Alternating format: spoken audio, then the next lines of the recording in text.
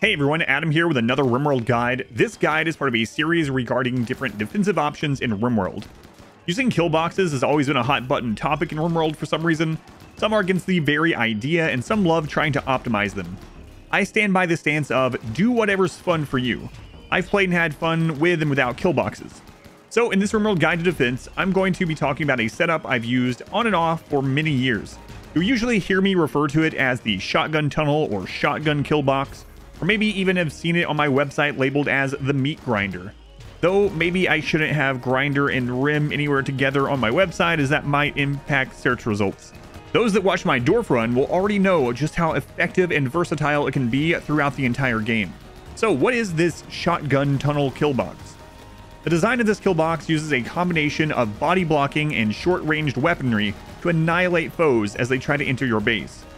One great thing about this is that there are smaller versions that can work very early into a playthrough and with almost any weapon available. So how do you build it? As mentioned, there are very simple early game versions and then more elaborate later game versions. At its core though, it's all the same. You will have a tunnel leading into part of your base. I recommend putting something every other spot to slow down enemies in the first bit. Fences are a super cheap, quick option. You can also use barricades, sandbags, or even zone chunks if you want, though there might be some displacement issue with chunks. Attached to the end of the tunnel, you'll have another kind of hallway which passes through up to 5 rows of colonists. Later, you can expand on this and have a mirrored tunnel on the other side, allowing for up to 10 rows of colonists. In the front row, you want to put melee blockers on either side. The best pawns to use for this location are either tough or robust pawns. Nimble can also be very helpful. You also want to ensure these pawns have your best armor, helmets, etc. Great melee weapons can help as well, but aren't actually required. In a pinch, anyone can do in these positions. Desperate times call for desperate measures. If you must, use your worst shooter or a non-violent pawn. Incapable of violence is still capable of getting punched in the face after all. Things like Serums and Go-Juice can be incredible, but Go-Juice is essentially a win or die drink. I've had someone lose both their arms, a leg, be bleeding to death in 30 seconds, but guess what? They're still standing, they're still melee blocking, they're still holding the line. Regardless who you use and if they're on drugs or serums or whatever, these are your tanks, your meat shields. I also suggest equipping them with shield belts, though I'll talk more about friendly fire prevention and stuff like that later. In the rows behind the melee pawns, you will use the side wall as cover and place pawns on either side. Ensure that your pawns closest to the front have weapons which get most of their additional accuracy from being close to the target. Shotguns or chain shotguns are the best for this, hence the name of the design, but heavy SMGs, auto pistols, and so on can work until you get better weapons. Pawns further back can also use chain shotguns if you want, or you can supplement with whatever mid-range weapon you have, namely assault rifles or charge rifles. Like I said though, the beauty of this design is it can work with almost any weapon at all. I've done a playthrough where I used only bows in the setup and it functioned well enough. I did want to mention that due to a recent change, it's also highly recommended that you have at least 5 spaces before the bend in your entrance tunnel. If you don't, enemies are much more likely to stop and shoot at you regardless what they are standing on. More on that later.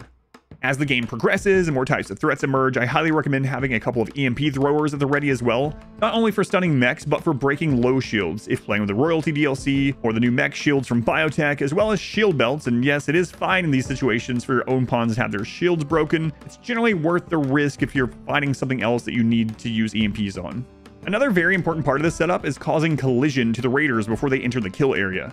If you do not do this, they can suddenly balloon forward, filling the tunnel up and overwhelming you.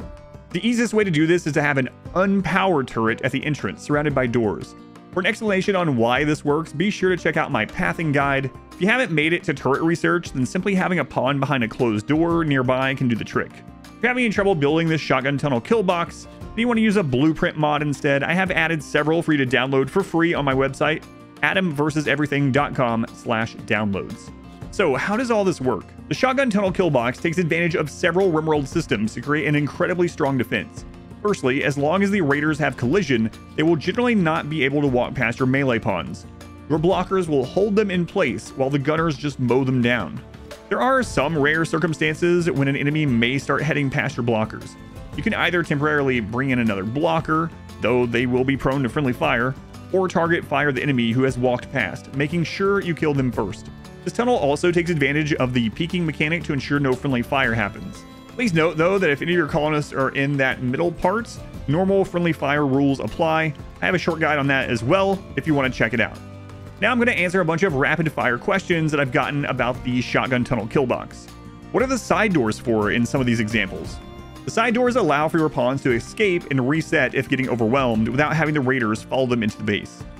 Why have the walls at all? Why not just all stand behind the melee blockers? In the off chance an enemy gets a shot off, we want the cover those walls provide. Can this be used in the early game? Yeah, absolutely. This setup can also be made extremely bare bones for early game. I'll often use these small shotgun setups at the end of an initial trap tunnel and simply use whatever weapons I've scrounged together at that point, oftentimes even recurve bows. Does it work against end-game raids? It does. Once you get to the point of plasteel front walls, masterwork or better chain shotguns, good melee armor, and so on, the setup absolutely shreds. Many times I can leave some of my colonists doing their day-to-day work inside the walls while a subset use the box to defend. Does it work against mechs? Yes, though I generally do suggest using an EMP grenade against them, and you have to be careful where you throw the EMP. You don't want to stun them too far back in the tunnel. Does this work against breachers or sappers? No, not without some pretty extreme exploits, and many of those exploits seem to be getting fixed in the most recent patch, so just don't count on it working against breachers or sappers. Does it work against animal attacks? It does, however, most manhunters will insta-rot, especially on higher difficulties, causing lung rot to affect your frontliners quickly. I suggest just closing off the base when manhunters arrive. If you do want to fight them in this setup though, just make sure your frontliners have some kind of defense against the toxic fumes. Do biotech's toxic raiders cause problems? They do. Just like with the rot stink for the animals, you'll need to start investing into organs or genes or some means to deal with the toxin raiders. What if the walls are destroyed? As raids get longer and your firepower increases, you'll find yourself destroying the front walls. I suggest making these out of plasteel in the late game if you can, since it has the highest non-modded HP. You'll also want pawns standing by to repair the walls. You can either do this manually by drafting and right-clicking on the wall, or zone those pawns and turn off attacking hiding in the assignment menu. In addition, a big change in patch 1.5 has made it so the cover walls take damage from nearby pawns in this setup as well. Basically, just be prepared to repair any of the walls as needed. Why aren't raiders entering the area? They're just attacking random walls. As I mentioned before, be sure to check out my pathing guide, but long story short, you need a pathable colonist for raiders to get to when they enter the map. The easiest way to do this is to just have your primary building have at least one held open door. Raiders ran through my melee blockers, help! If you had 2 to 3 pawns and melee weapons and the enemy ran through them anyway, it probably means they were either on fire, which doesn't have collision, or there was a pathable powered turret somewhere. Again, check my pathing guide for more information about the whole powered turret thing. My pawns are breaking down during the raids, what do I do?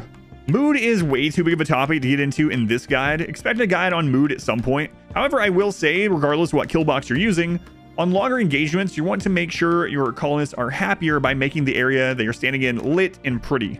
Late game, that can mean flooring and statues. Early game, a light alone might be enough. Does this work in mountain bases? It definitely does. If you'd like, you can check out my Dwarf run. There's both an edited and a full-length version to see that I primarily use this defense for the entire mountain run, even at max raid points. Does this work in any orientation? It does, though, due to some weird RimWorld mumbo-jumbo magic. It is generally better for your pawns to shoot west or east than north and south, though that changes sometimes between patches, so I'll just say yes. But Adam, is this stronger than the such and such killbox? Maybe. This is by no means the strongest setup in the game, but it's a great tool to add to your repertoire. It's especially strong in the early to mid game before you have tons of pawns and overwhelming firepower. Can I use barricades or something to make it so raiders can't shoot me from the tunnel? Sort of, but there is a trade-off. By default, a raider will not shoot you while standing on top of a barricade, sandbag, fence, etc. until they are stunned, stopped, or take damage, as long as that bend I mentioned earlier is 5+ tiles away. Having these will keep you from getting shot as much, but the enemy will still have cover on these items in the entrance. But it's definitely worth the trade-off. Centipedes and boss mechs and other large enemies are able to shoot me without moving into melee range. This generally happens when you stun them too early and the stun runs off, or you deal too much damage to them before they can get into melee range. I highly suggest when fighting large waves of enemies like this that you select all of your shooters and turn off fire at will until they get into the melee lock position. Then turn it back on. Can I use turrets in this setup? No, not really. They don't peak, and if you put them in the middle and they explode, bad things are going to happen. And I think that's pretty much it. If you should now be able to add the Shotgun Killbox to your RimWorld Defense repertoire. Be sure to keep an eye out for more upcoming defense guides on the channel. If you enjoyed this RimWorld Killbox and defense guide or it helped you out at all, please consider subscribing to the channel, liking the video, leaving a comment down below, and sharing it with others. If you'd like to reference a written version of this guide, be sure to head over to my website, adamversuseverything.com. And as always, thank you for watching.